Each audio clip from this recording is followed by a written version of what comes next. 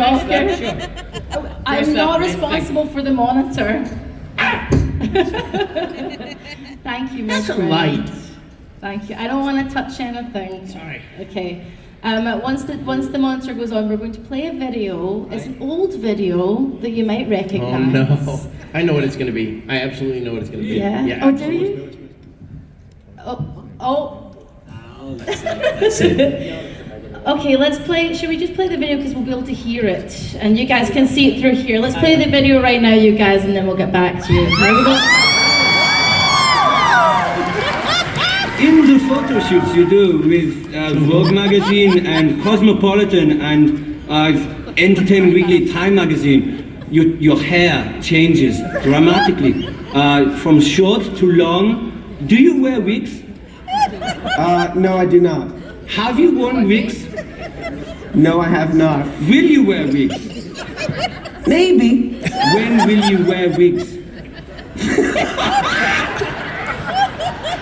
Hey, Sean called it. He whispered to me. He said it's going to be the wig video. What's the chances? Now, I'm sure you guys have all seen that come up on your feeds time and time again. Dominic and Elijah, can you just explain that? I've always wanted to know the story behind this. So weird, you guys. 'Cause this is honestly like grown so many heads and taken on a life of its own. Yes. You just have no idea that something like this is going to catch fire. And the only reason why you guys have been exposed to it is because Pete Jackson was such a fan of it that when we showed up for the Return of the King kind of Oscar party at the One Ring, he had me on stage and he said, guys, we've done 2 Easter eggs now. One where he gets interviewed by Ben Stiller and someone else, and I can't remember what the first one was, if anyone knows, but it doesn't matter.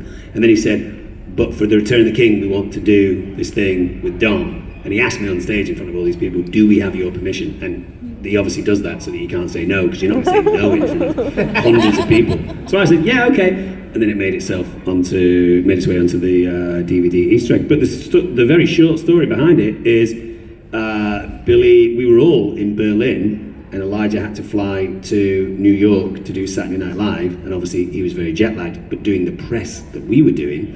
But Elijah was in a room where all he was looking at was a camera, and the press were in a room with us in Berlin, and they were getting a feed so that they could see Elijah and hear Elijah, but unfortunately Elijah could only hear them, he had an earpiece. So the publicist for the film, Claire Astin, came over to Billy and I and said, hey, Elijah's cool, but he's tired, he's jet lagged, he now has to go and do Saturday Night Live, I think, pretty quickly after that.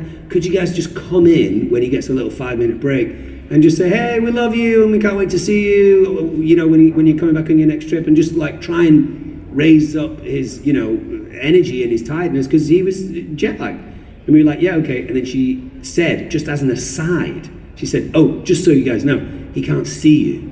And immediately I was just like, oh, wait. I think I heard that bit, that's amazing. Yeah, he can't see you. And I think I said to you, can I go in on my own, I think? No, I think your idea was we'd both go, write something and go, and I said, if we both go, Elijah will know it's us. Yeah, true. If he hears both our voices.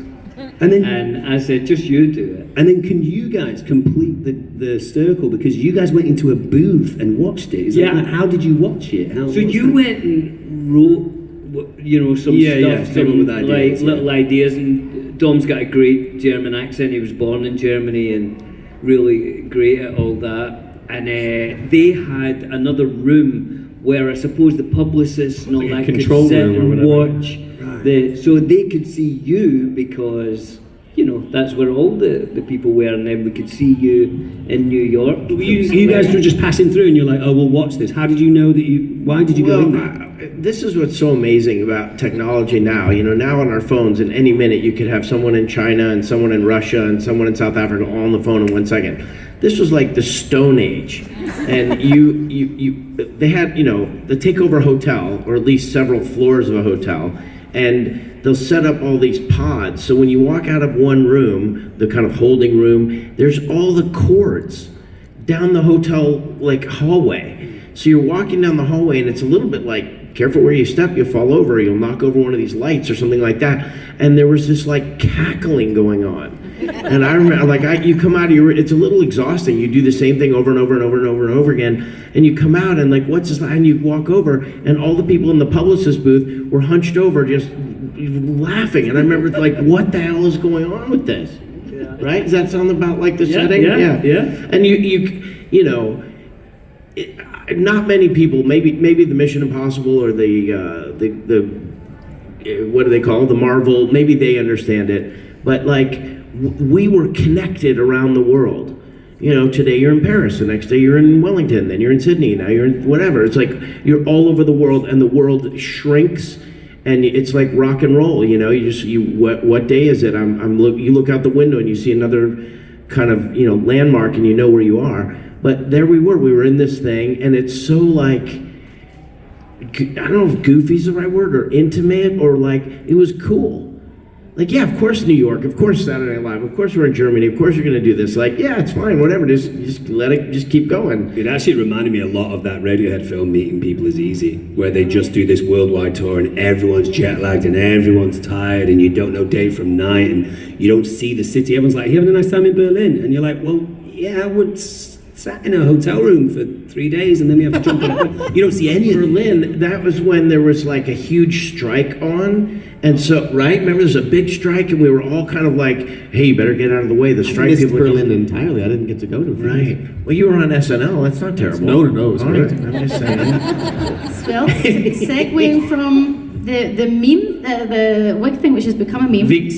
We're going to play now. Before I say the title of this game, I want you, the crowd, to practice the ooh ah. Can you help me practice? Ooh ah. Okay, you ready? We're gonna play Meme of the Red.